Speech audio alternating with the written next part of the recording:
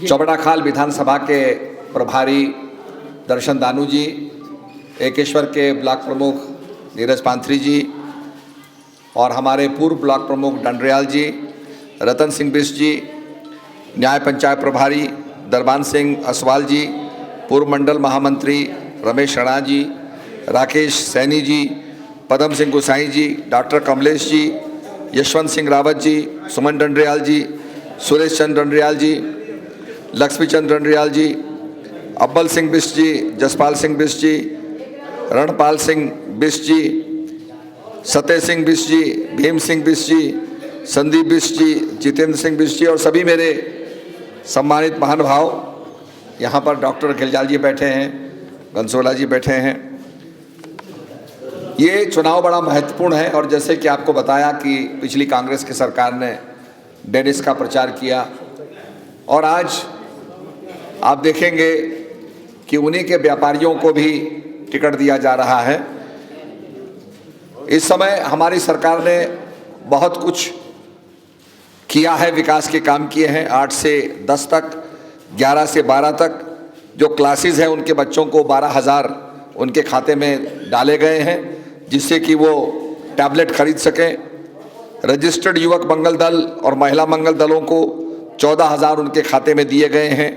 Free ration corona काल के अंदर बांटा गया और उसके बाद जहां किसी सरकारी मानक में वो नहीं आया तो हमने राशन बांटने का काम किया और बांटते बांटते हम भी कोरोना पॉजिटिव हो गए, फिर भी हमने जनता की सेवा की। महिलाओं के लिए 500 रुपये कोविड काल के अंदर जो हैं दिए गए। विकलांग विधवा वृद्धा पेंशन जो है 1200 रुपये से 1500 रुपये कर दी गई। आंगनबाड़ी कार्यकर्त्री जो हैं उनका मानदेय बढ़ाया गया 1800 के करीब। भोजन माताओं आशा कार्यकर्तियों की बढ़ोतरी की गई। उज्ज्वल योजना जो फ्री गैस कनेक्शन बांटा गया। तो बहुत से विकास के काम किए गए हैं। सतपुली में मैंने अल्ट्रासाउंड लगवाया ताकि लोगों को कोटद्वार ना जाना पड़े और पौड़ी ना जाना पड़े। उसके साथ साथ ऑक्सीजन जनरेटर और एक्सरे मशीन वहाँ पर स्थापित की गई। और इस क्षेत्र के लिए, केशवर के लिए पानी की बहुत बड़ी समस्या थी तो उसके लिए 2 महत्वपूर्ण पंपिंग पेयजल योजनाएं, ज्वालपा नौगांव खाल पंपिंग पेयजल योजना जो करीब हमारे 50 गाँव को लाभ पहुँचाएगी, 24 करोड़ 48 लाख 38,000 रुपये में बनकर तैयार होगी। भूमि डांडा पंपिंग पेयजल योजना जो करीब 40 गाँव को लाभ पहुँचाएगी और ये 25 करोड़ 1 लाख 32,000 रुपये के अंदर ये बनकर के तैयार होगी। तो इस पूरे क्षेत्र के अंदर जो पानी की समस्या थी और पेयजल का संकट था वो दूर हो जाएगा, ये मैं आपको विश्वास दिलाता हूँ। और ये भी कहना चाहता हूँ कि हम लोग विकास की गंगा बहा रहे हैं। और कांग्रेस के काल में तो एक क्लिप आपने देखा होगा मुख्यमंत्री का, कांग्रेस के मुख्यमंत्री का, जिसमें वो कह रहे हैं कि 20 करोड़ कमाओ, 30 करोड़ कमाओ, मैं आंखें बंद कर लूँगा। जो मुखिया ये कहता है कि आप प्रदेश को लूटो, मैं आंखें बंद कर लूँगा, वो कैसे प्रदेश की रक्षा करता है ये मेरी समझ के बाहर है। तो मैं आपसे निवेदन करना चाहता हूँ कि कई विकास के हमने काम किए हैं।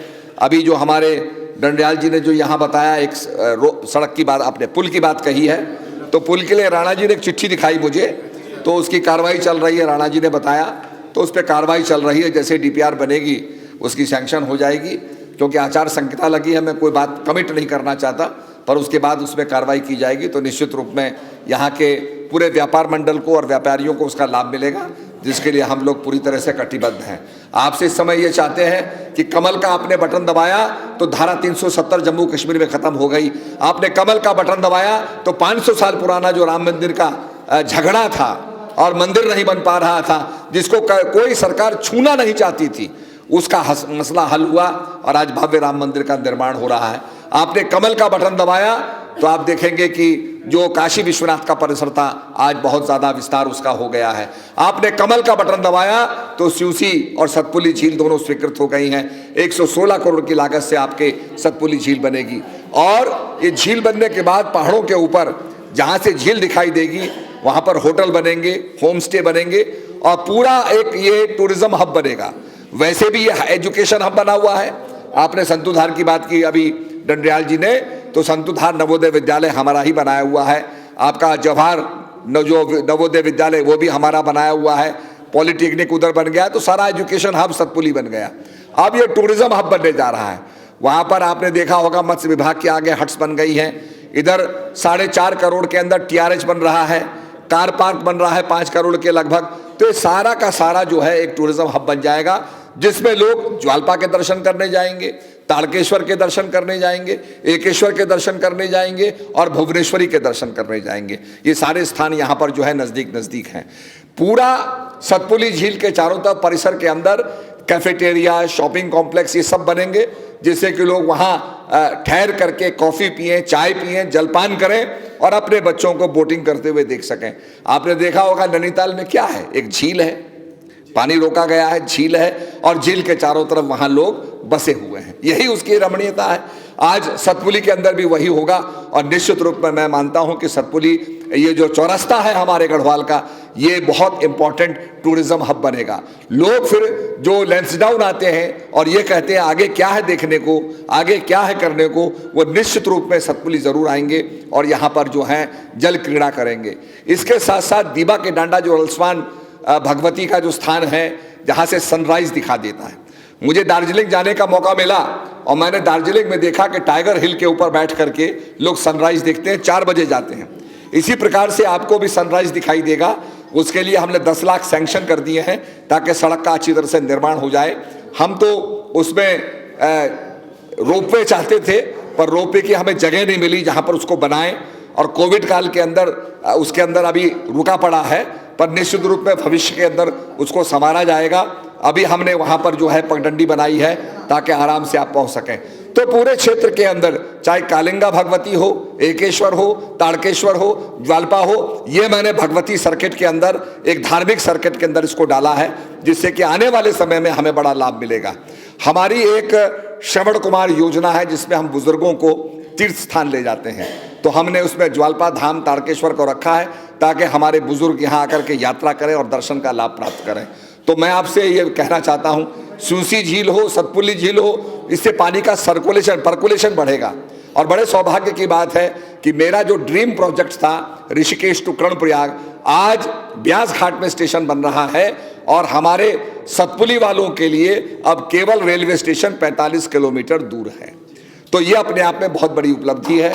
तो मैं आपसे निवेदन करना चाहता हूं कि एक तरफ विकास की गंगा बह रही है, एक तरफ शराब बहाया जा रहा है। आपको निर्णय करना होगा कि हम किसको वोट दें और विकास के लिए कमल का बटन दबाएं। मोदी जी ने उत्तराखंड के विकास में कोई कमी नहीं आने दी है। हम अगर इसकी गाथा गाते रहें तो बहुत लंबा समय बीत जाएगा कि कितने कितने काम केंद्र सरकार ने किए हैं। अभी कुछ दिन पहले मोदी जी आए थे, 18,000 करोड़ का शिलान्यास और लोकार्पण उन्होंने किया।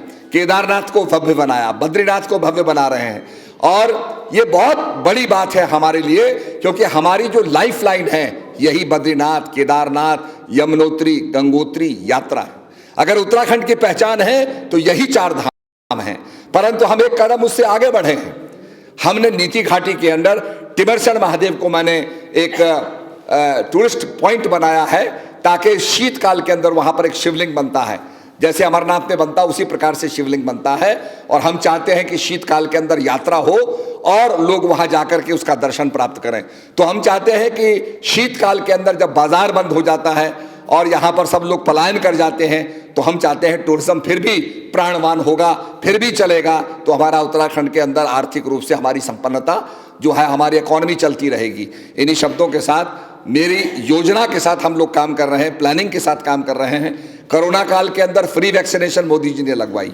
विदेशों से 7 साल 8 साल के बाद वैक्सीनेशन आती थी, पर मोदी जी ने उसको फ्री किया। आप सबको वैक्सीनेशन लग चुकी है। ये भारत की बहुत बड़ी उपलब्धि है कि आज हम वैक्सीन बना रहे हैं और विदेशों में जा रही है, तो ये अपने आप में बहुत बड़ी अचीवमेंट है। तो मैं यही कहूँगा कि मोदी जी के हाथों को मजबूत करना है और यहाँ से डबल इंजन की सरकार को जिता करके भेजना है। केंद्र में भाजपा सरकार होगी, यहाँ भाजपा सरकार होगी, तो विकास के लिए पैसे की कोई भी कमी नहीं होगी। इन्हीं शब्दों के साथ जय भारत, जय उत्तराखंड, भारत माता की, भारत माता की।